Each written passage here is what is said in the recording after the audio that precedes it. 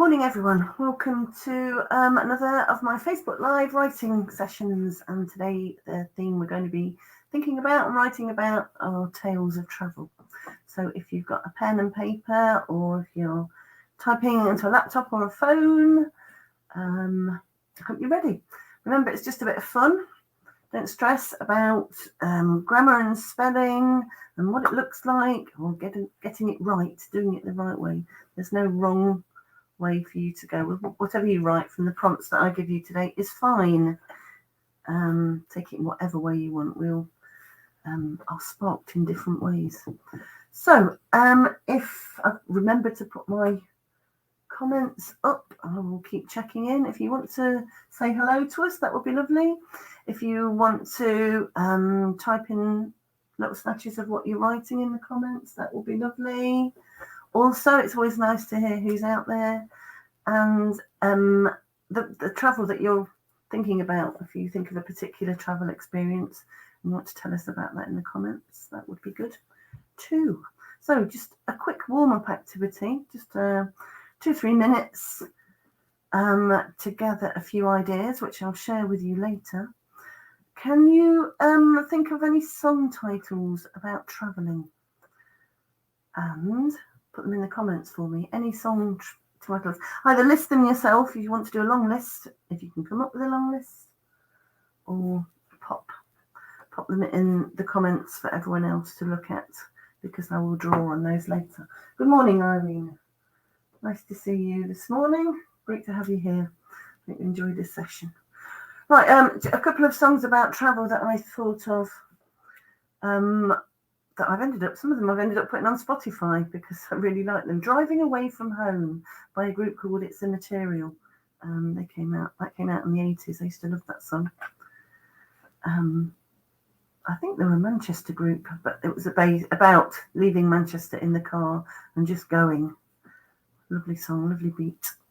And then this one, I've Never Been to Me by Charlene. I didn't know it was called that, but it's got the strapline in it. I've been to paradise, but I've never been to me. I've Been to Me by Charlene. And Land Down Under, again, another 80s song, Men at Work, which I really like. It's got a good beat to it. And then there's other ones with countries in the title. Africa by Toto. One Night in Bangkok. All these songs that are coming out are 80s. I wonder why that would be. And then I'm not going to lie, I Googled and I got a few that I have no idea what they are. On the Road Again, Willie Nelson. I must have heard it. And there's one called Around the World by Daft Punk. And then I snuck these in. I don't know. They are travel. 24 hours from Tulsa. But it's somebody going home really rather than, I suppose they're still travelling. And Country Roads by John Denver. Two songs that are about travelling, but they're about heading home, which is also, we could also think about heading home. It is travelling, as I say. So have a quick think. Song title about travelling. Feel free to put it in the comments, and I will paste these ones in because we will use them later. And I won't because I can't put them in.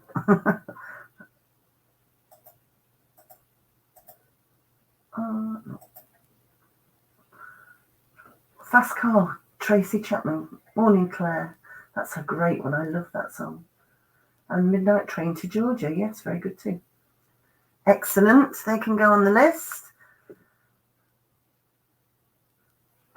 If anyone would like to put any of the ones in that I've just said, because I can't see a way for me to paste them in the comments as I'm live. But yeah, please feel free. It'd be great to have some in there because I'm going to refer to them later. All right. Okay, so let's start some writing activities. So yeah, I specifically thought about travelling on holiday, maybe a wish to go on holiday. But there is also travelling home. And as you know, I generally write anecdotes, true life tales, memoirs kind of thing, funny stories from my life. But you don't have to. You could use these prompts to make things up if you want to. As I'm sure I've said before, the gentleman in my writing group who writes wonderful stories from the prompts that the rest of us all write. True Life Tales from. So, Last Train to Clarksville by the Monkeys. Yeah, that's a good one too. Thank you, Rita. Good morning to you. Thank you for joining us. Okay, so the topic of travel. Some people like to travel and some don't. I like the travel once I'm somewhere. Once I've got there, I hate the packing. I get quite anxious about the idea of travelling and about the idea of packing, that I'm going to forget something really, really vital. And there's probably never been a holiday that I've been on that we haven't forgotten something. And nobody died, but I still get anxious about it before we go. Even the year that we were going to the other side of the world to see relatives, and the night before I checked my son's passport and discovered that it had run out. So we had to postpone by a day and make a quick trip to Peterborough to get a new one. So the idea of travel often gives me anxiety. So that's one topic, packing, holiday anxiety. And so my natural inclination is to stay at home, which used to drive my husband mad. But there you go. I have been to places, often against that anxiety, pushed through and went away. So, and there are all different ways that we could travel to those places, and I'll get to that in a minute. But thinking about places that you've travelled to, whether that be going on holiday or going to visit somebody, meeting up with family, going to special occasions, weddings, birthdays, or going home, travelling home. I'm going to ask a question and suggest that you write the answer. So I'll be pausing between each one, and you just jot a list of the answers to these questions that I'm going to give you. So thinking of places that you've travelled to, what was the best place you've ever travelled to? Best place you've ever travelled to. And if you want to, you could say why.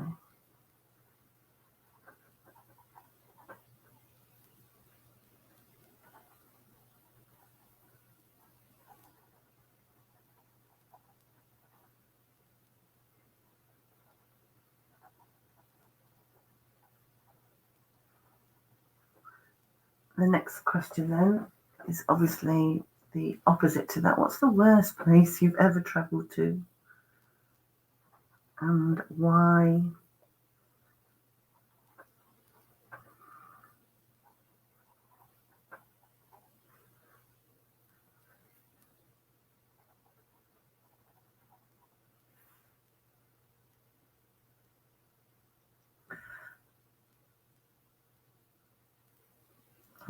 The next question then, what is the most exciting place you've ever travelled to? If it's different from your best place, and if it isn't, think of the second best. So maybe from a thrill-seeking point of view, somewhere that you had to do something that would have pushed your boundaries of experience or anxiety.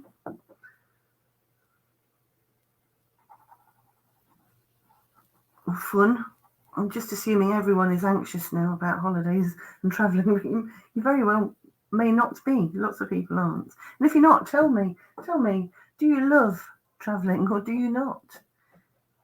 Travelling yes, travelling no. That's the next question. Donna Moore. Hello, Donna. So, Kalami, is that how you say it? Kalami in Corfu. Is that your best place? Sounds lovely. Never been to Corfu, and I should go. It sounds a wonderful place. So, most exciting. And then the opposite of that one is going to be, what's your dullest holiday, least exciting?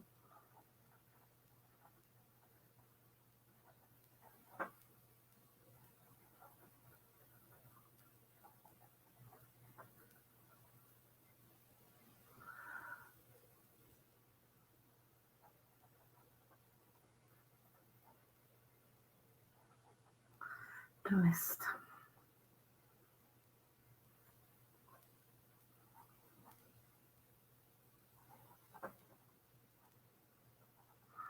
Okay, I might I may not want to share that one in case it upset the people who live there. Next question. What's the longest journey you've ever had? Plane, train or automobile? Walking.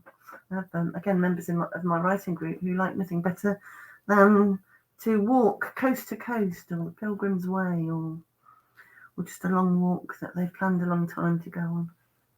The longest journey.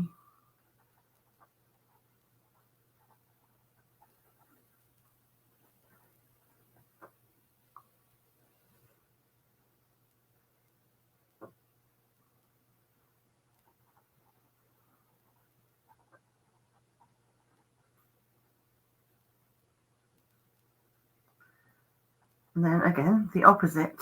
So what's the shortest journey you've ever been on? Let's say specifically for a holiday. What's the shortest journey you've ever been on for a holiday?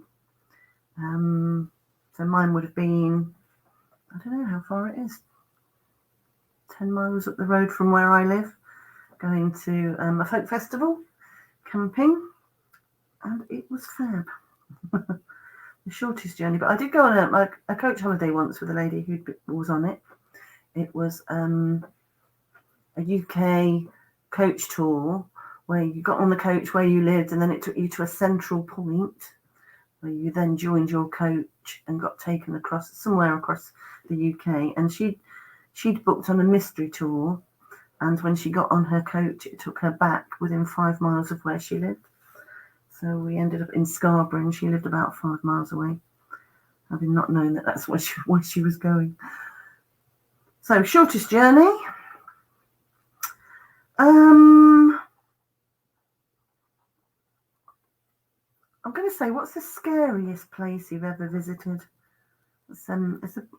Could have a negative vibe to it. The scariest place you've ever visited.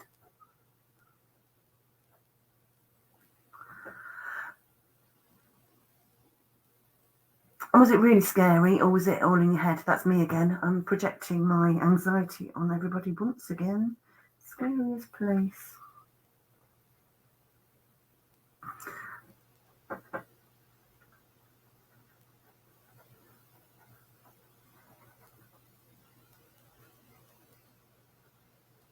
I'm going to tell you mine was Newcastle upon Tyne, which I absolutely adore. But we got there very late at night and hadn't got B&B. So again, the anxiety was purely mine. I will never forget the anxiety of us driving round and round and round and me believing I wouldn't have a bed for the night. That's one of my triggers, I think. I need to know where I'm sleeping and that it's safe. And we ended up sleeping on my sister's floor, so that was fine.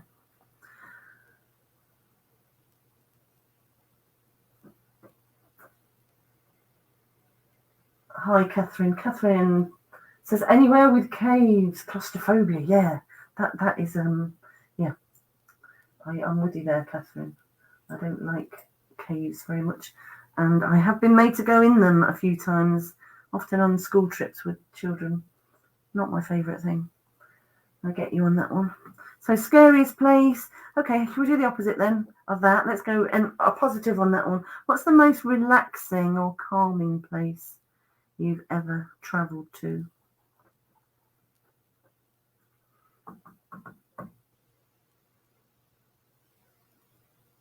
And again, where would that be for me?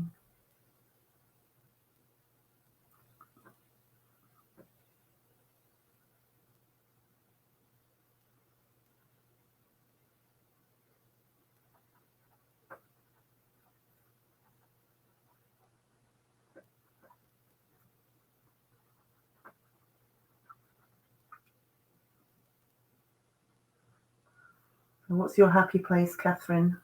Where's your happy place that's the opposite of the claustrophobia of caves? Beaches for me. I've been on a couple of beautiful beaches, just sitting, listening to the sea. And they can be anywhere. There's some beautiful beaches in this country. And there's some that remind me of childhood, so they instantly take me back to happy places in my head, even before I've sat down. Okay, I'll do one more about strangest. Let's do a place that you felt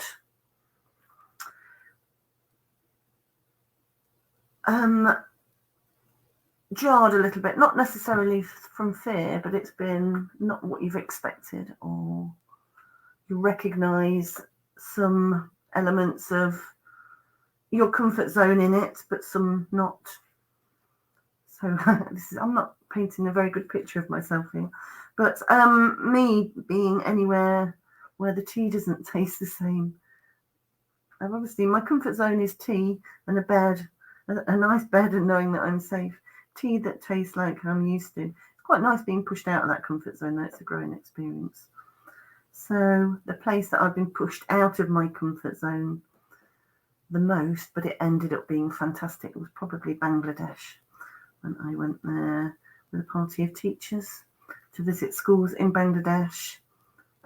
And it ended up, I was quite fearful of going because I didn't know what it was going to be like, didn't know what to expect. And it ended up being probably one of the best trips of my life.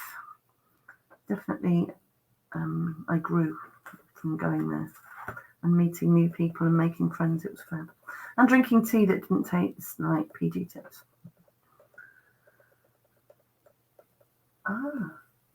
So Catherine says Nice is a happy place. And again, I've never been there, Catherine. I hear that it's wonderful. There's a long list of places I need to go to, obviously. But yeah, anywhere warm. Warm is good instantly, isn't it? Right. I've got a couple of other things here. How are we doing for time? Yeah, I'll ask these as well.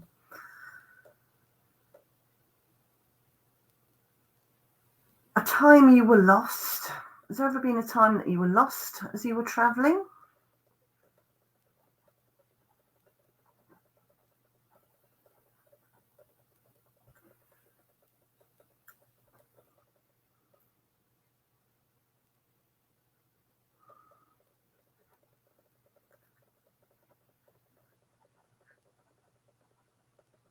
Quite a few times I've been lost. And obviously I found my way because I'm still here. Being lost can be funny.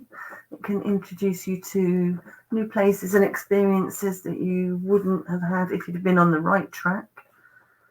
Again, it can make you anxious. My son used to get very anxious that we were lost. And we gave him the map once to keep him quiet and told him to follow the route. And I discovered that actually made him more anxious because he was too little to follow the route and couldn't find it. And that made him more anxious. Interestingly, he's grown up into a young man who drives all over everywhere and never worries about getting lost. And that's a good thing. He's possibly the most relaxed driver I've ever met now, which is fair.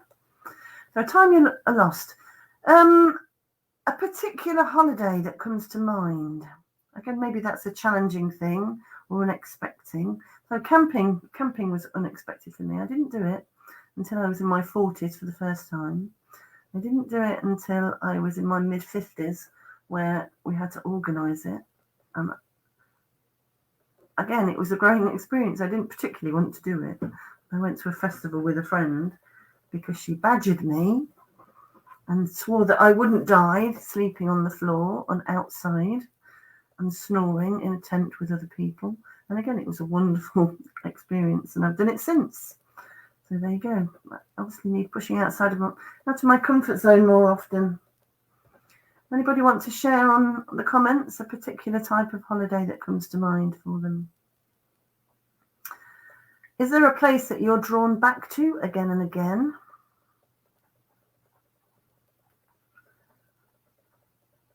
And mine is the family holiday, which I've written about before on our workshops, the Lincolnshire coast.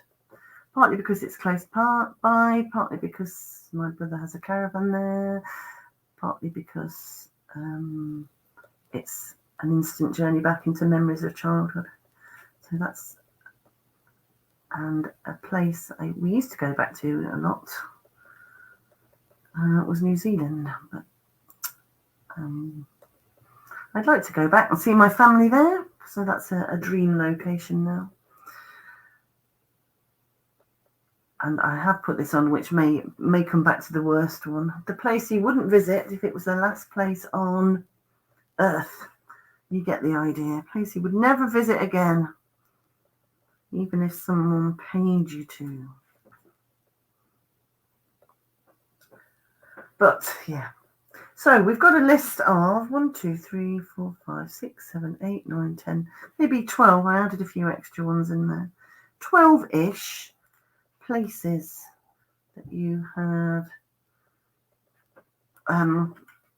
visited for all different reasons, and they stick in your mind for all different reasons.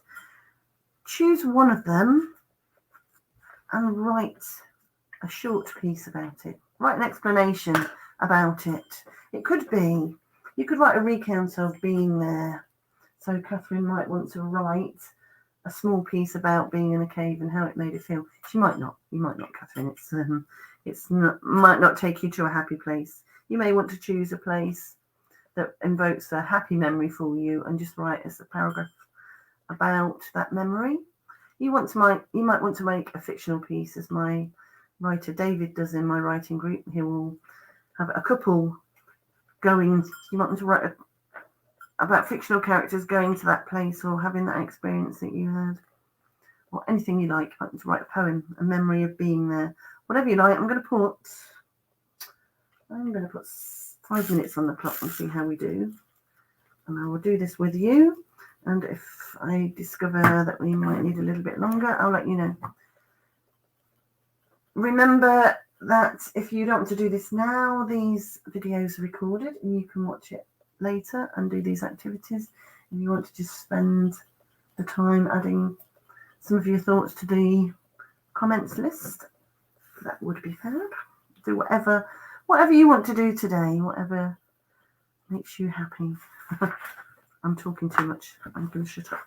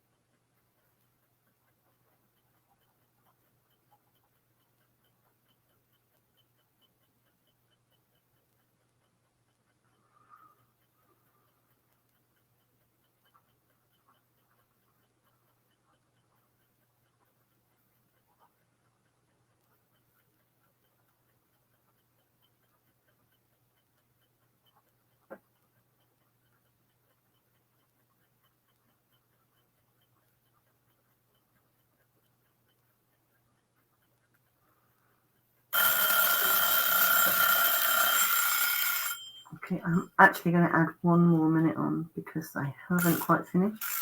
So that might mean that others also need a couple more minutes. Just a little, just over a minute. There you go.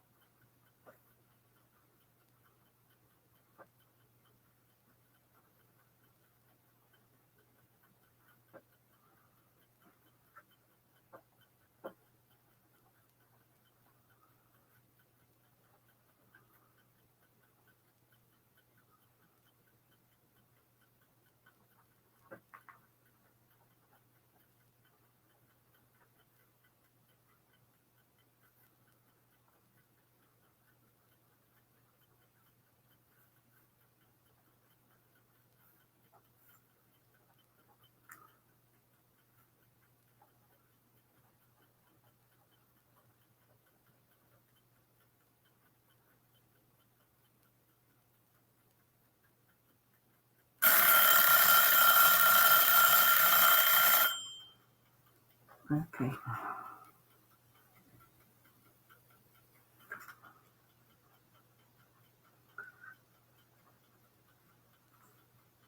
Okay, I'm not going to get time to finish that one, but I can read you the beginning. So,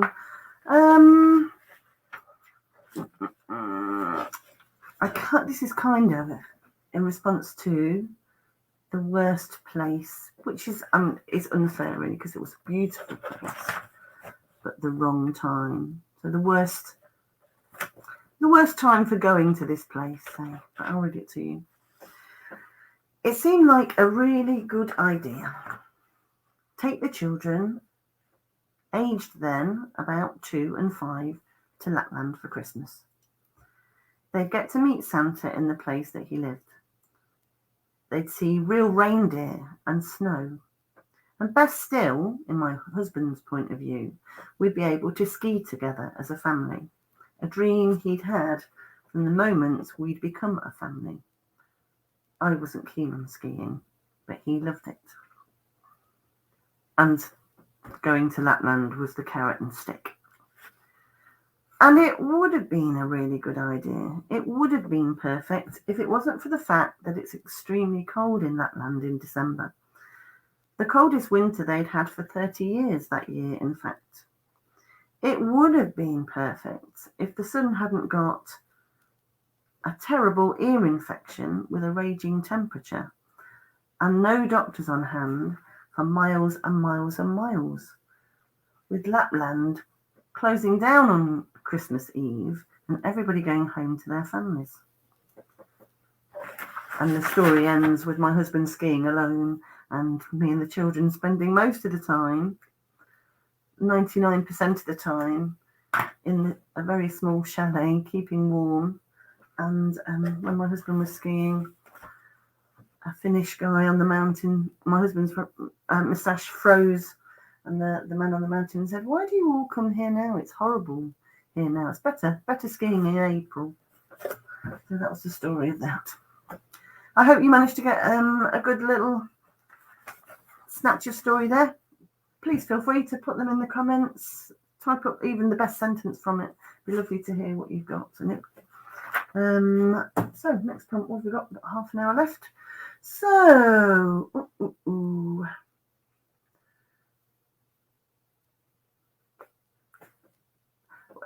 modes of travel is the thing that I've got next. I don't know. Yeah, let's do that one. So there are different ways you can travel.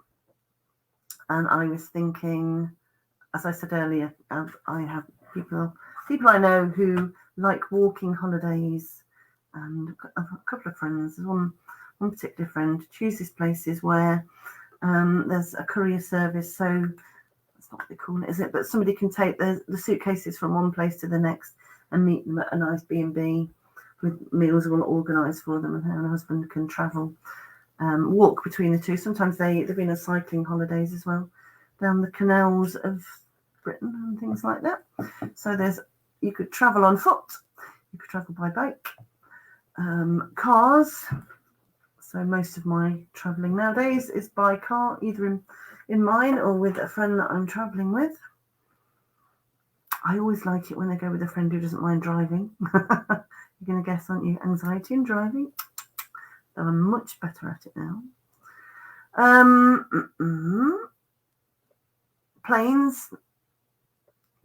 Not everybody's been on a plane, but if you have, when was the first time you travelled on a plane? Can you remember?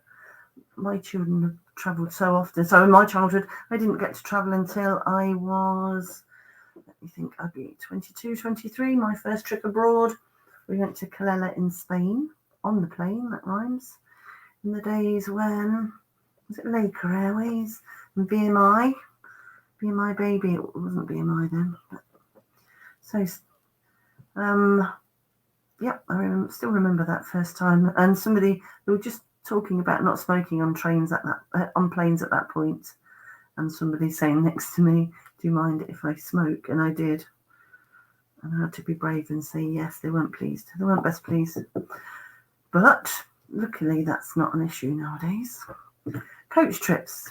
People like to go on buses, coaches. So I have early childhood memories of going on coaches. I can remember a time, it was probably the first time we went to the Lincolnshire coast on a coach. And I remember it because I was sick on the steps as we were going up it, and they put newspaper on it, and everyone had to walk past it to get to their seat.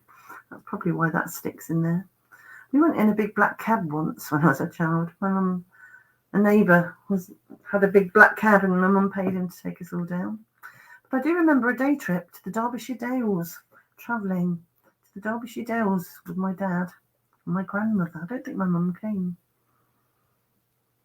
And being completely puzzled as to why we would spend so long on a coach that wasn't taking us on holiday and just look round at places. It seemed a very odd thing to me. And I only remembered that when I was in Buxton last year, and I sat with my friend, and I had this sudden sense memory of the place that we were sitting in. I suddenly remembered that I'd been there before, and it came back. I've been in that pub. We went in, we had been as a child into this coaching in type thing as they were, and had chips, I think. Anyway. So there's coaches. Again, I had that story of going on the Shearings coach trip where the lady was on a mystery tour and it took her near her home. It was Scarborough, beautiful trip. Really enjoyed that. First time by plane. I said that one. Planes, trains, automobiles. Have I covered all modes of travel?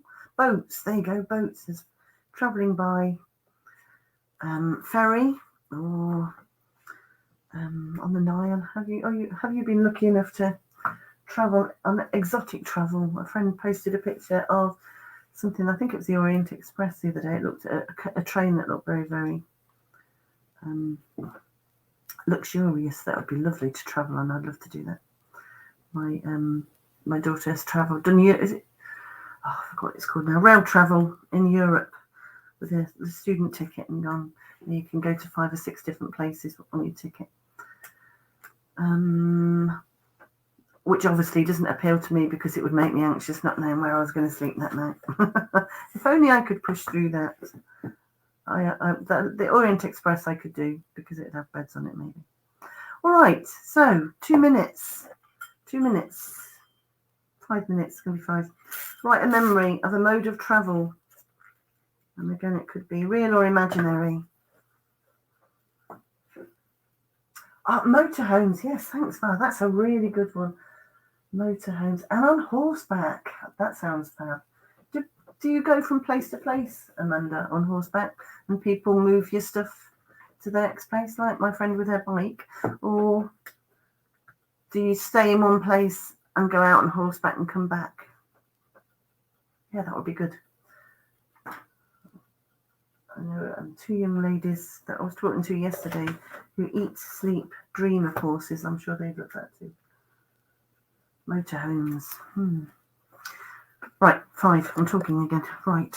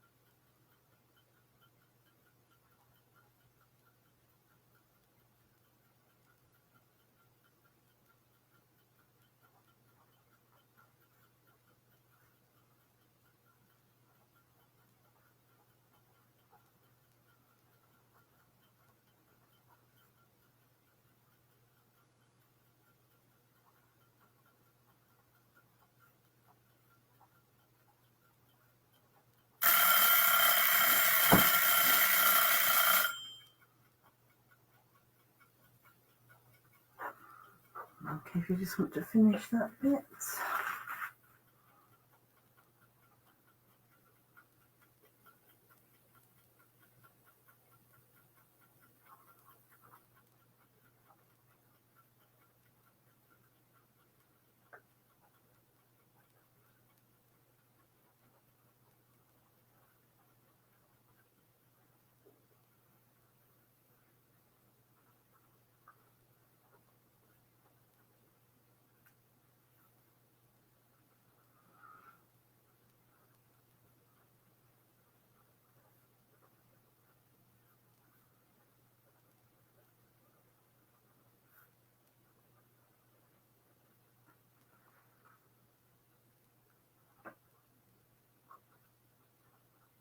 Okay.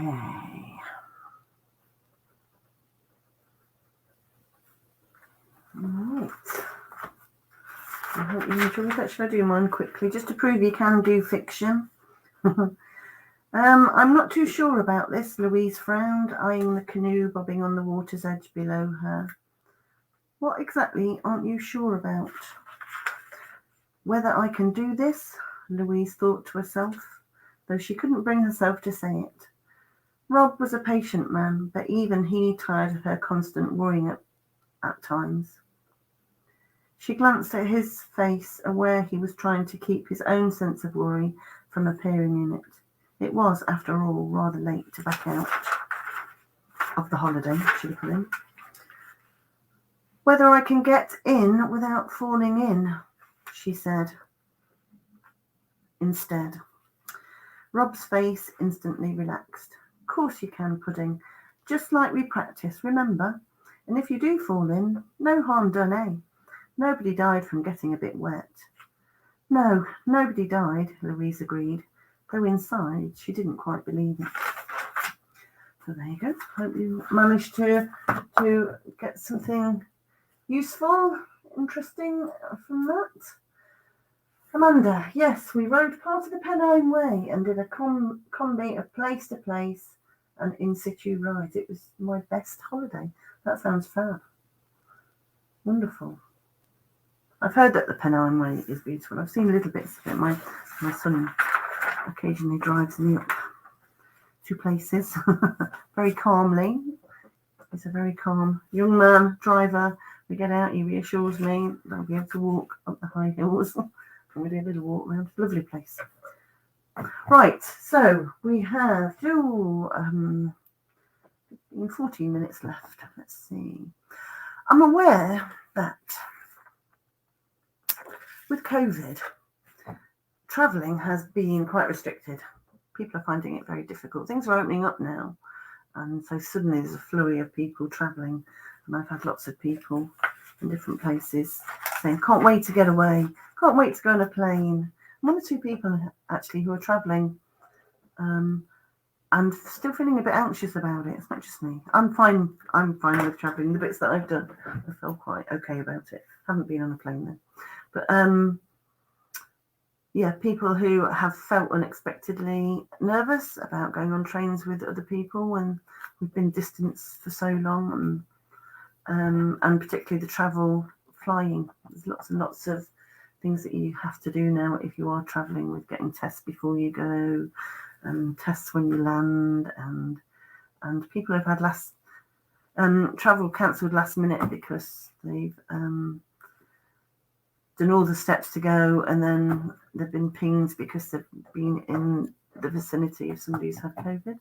So there are all those stories that would be great if something like, not great, wonderful to have happened, but it would be good at this point in time to have those stories recorded somewhere, because fingers crossed, if our lives do go back to what we considered normal before, we will begin to forget the things that happened now. So these are stories that are worth recording. Even, as I say, if it's happened to you, in a diary form, write it down so you've got it to look back on. But I have other friends who have been, other people I know have enjoyed the creativity that they've had to show in being restricted in their travel. So people who are rediscovering the beauty of the UK. And armchair travel. A lot of people who are enjoying reading about places. Our friends who've been buying travel books to read about places that they can't visit at the moment, but have put them on their bucket lists, or not. I just enjoy the enjoyment of reading about them. Have any of you had any of those experiences? Please tell us about them. Anyone had last minute cancellations on somewhere and ended up going somewhere entirely different and really enjoying it? And there's another thing I thought of. My mum had quite difficult restrictions placed on her by illness in her later years, and she would look after my children. And in fact, I remember her doing this when I was little, but one of her favourite things, she was a very creative lady. She liked to sit on the armchair with the children and pretend, where should we go today? Where should we go in the armchair today? I don't know if it was, she may have got the idea from Enid Blyton or something. I don't know. If she didn't, she made it, or whatever. It was a wonderful thing. We used to like sitting on Nana's lap and imagining where they were going, making places up. So that's a topic. You could jot some notes about how you have felt in these COVID times about travel. What has your travel experience been in these COVID times? Have you travelled in your head, creatively making stories of travel?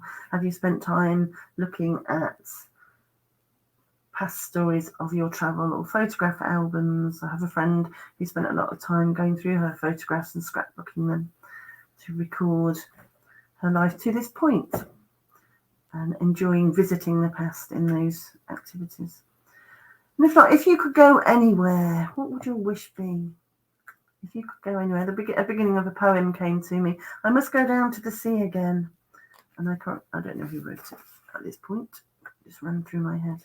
If you began a sentence with I must go, where would it be? If you could click your fingers and go, even without all the restrictions, where would you go?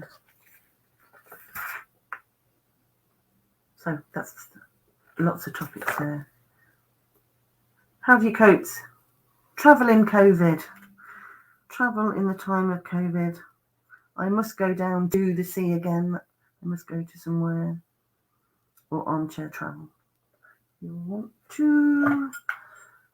Again, I think I'll do another 5 minutes. And I'll come back.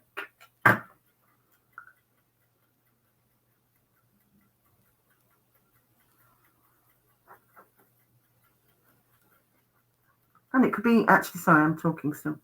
Somewhere in the past. It doesn't, if you could travel it, it could be space. It could be imaginary.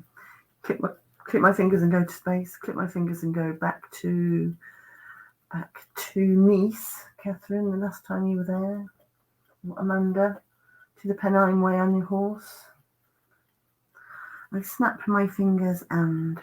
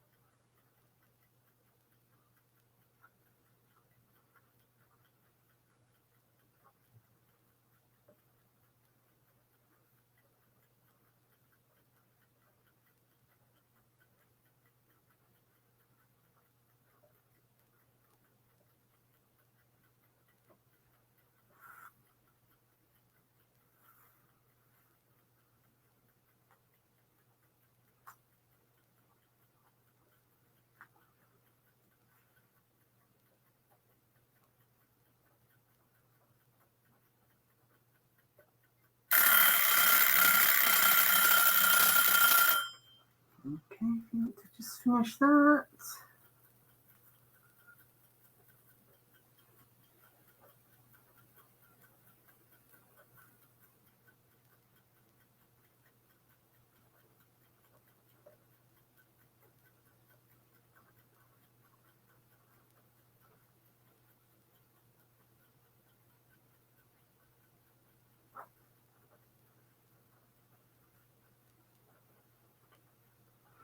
Okay.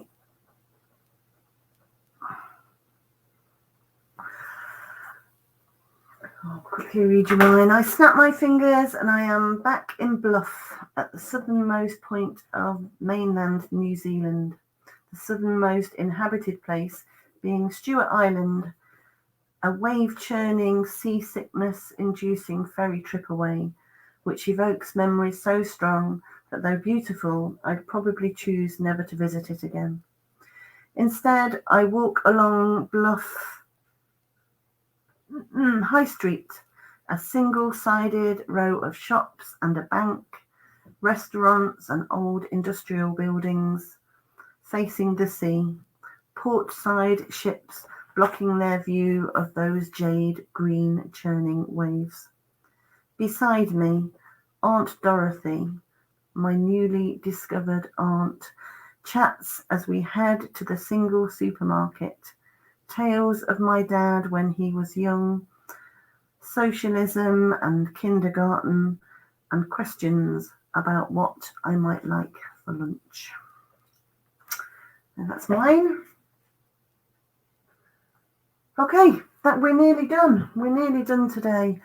A final quick thing. I will post the song titles in the comments once this stops being live, and I can get on to Facebook and do that. If an activity you can do after we finish is that you could use the song title to prompt something to write. It could be the first time, if it's a song you know, the first time you heard it, a memory that comes to mind when you hear that song. So like A Land Down Under makes me think of being in my 20s and hearing it for the first time. You could use the words from the title as an opening sentence for something. So I was driving away from home, 30 miles or more, just jumped in the car and went, and I never looked back. So that was from one of the songs. Or you could write a piece of fiction using the words from the title song or the scenario in the song, whatever you like. So that's just a little activity you could do. Other people have also put song titles. Feel free to carry on adding things into the comments after we've finished, because I'll read them, including pieces of anything that you've written.